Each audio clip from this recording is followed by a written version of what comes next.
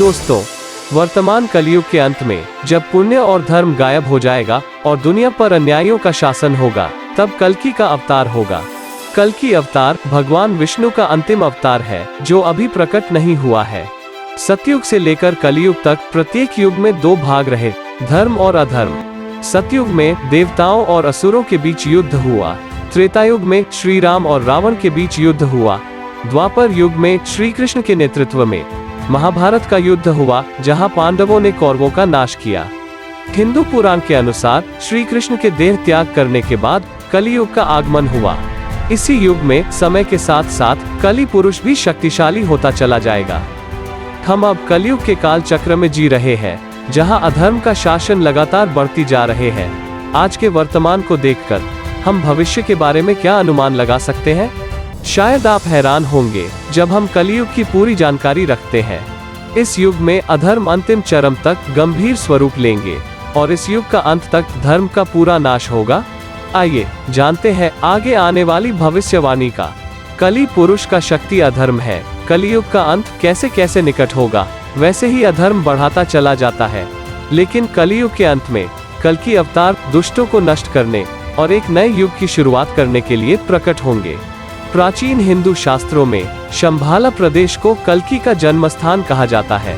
शंभाला एक पौराणिक स्वर्ग है, जो काल चक्र तंत्र सहित प्राचीन हिंदू शास्त्रों में लगातार उल्लेख होती रहती है। और प्राचीन लेखन जैसे झांग झोंक संस्कृति, जिसने पश्चिमी तिब्बत में बौद्ध धर्म का प्रसार किया। इस शब्द का संस्कृत मूल है, जिसका अर्थ है शांति का स्थान या मौन का स्थान। दंतकथा कहती है कि केवल शुद्ध हृदय वाले लोग ही उस स्थान पर रह सकते हैं, जहां प्रेम और ज्ञान शासक है। ऐसा माना जाता है कि कलयुग के संधिकाल में कल्कि प्रकट होते हैं। हिंदू शास्त्रों के अनुसार सार्वभौमिक समय 4 मुख्य काल या युग, सतयुग, त्रेता युग, द्वापर युग और कलि युग से बना है। मनुष्य वर्तमान कलियुग काल में जी रहा है, जो लगभग 4,32,000 वर्षों तक चलता है। कुरुक्षेत्र की लड़ाई के बाद राजा परीक्षित के शासनकाल के अंत में ये अवधि लगभग 50 साल पहले शुरू हुई थी। इस समय कलियुग शुरू होके सिर्फ 5,000 साल का समय बीता है।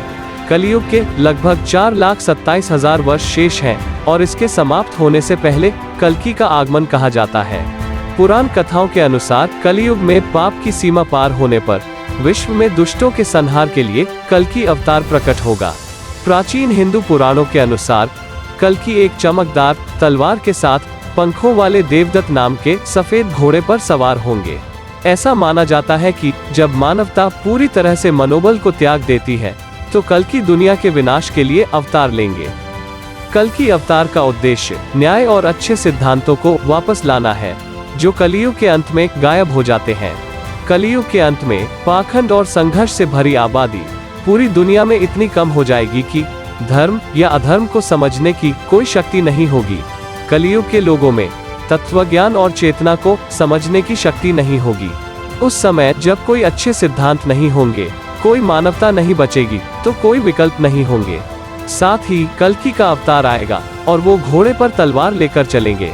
वो बस इन सभी दुष्ट और अधर्मी प्राणियों को मारना जारी रखेगा और एक और सतयुग की शुरुआत करेगा, जो धार्मिकता और सच्चाई का स्वर्ण युग कहलाते हैं। नास्त्रेदम्स ने भी भगवान कल्कि के बारे में भविष्यवाणी की थी। नास्त्रेदम्स एक महान ज्योतिषी थे और उन्होंने जो भी भविष्यवाणी की थी, वो हमेशा सच हुई थी। उनकी भविष्यवाणी के अनुसार ये पता चला कि एक व्यक्ति दुनिया में अपार शक्ति के साथ होगा और दुनिया भर में भूमि और समुद्र दोनों पर शासन करेगा। वो एकमात्र व्यक्ति होगा जो दुनिया को सभी समस्याओं से मुक्त करेगा। नास्त्रेदम्स के अनुसार ये महान व्यक्ति अपने सिंहासन से उतरेगा और दुष्टों को अपनी तलवार से मारने के लिए समुद्र और हवा में घूमेगा। ये युद्ध सबसे भयानक होगा, क्योंकि इंसान भी कलि पुरुष का ही साथ देंगे। कलि पुरुष इतना शक्तिशाली होगा जो आसानी से नहीं हारा जाएगा। फिर भी कल्कि के सामने कलि का कोई तंत्र सफल नहीं होगा।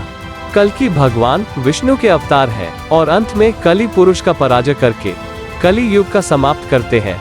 इस तरह अंत होगा इस महायुग का और दोबारा आएगा सतयुग। जब जब धर्म की हानि होती है तब तब मैं आता हूँ, जब जब अधर्म बढ़ता है तब तब मैं आता हूँ। सज्जन लोगों की रक्षा के लिए मैं आता हूँ, दुष्टों का विनाश करने के लिए मैं आता हूँ, धर्म की स्थापना के लिए मैं आता हूँ और युग युग में जन्म लेता हूँ। दोस्तों, हमें उम्मीद है कि आपको ये वीडियो पसंद आया होगा। कृपया अपने विचार नीचे कमेंट बॉक्स में व्यक्त करें और इस चैनल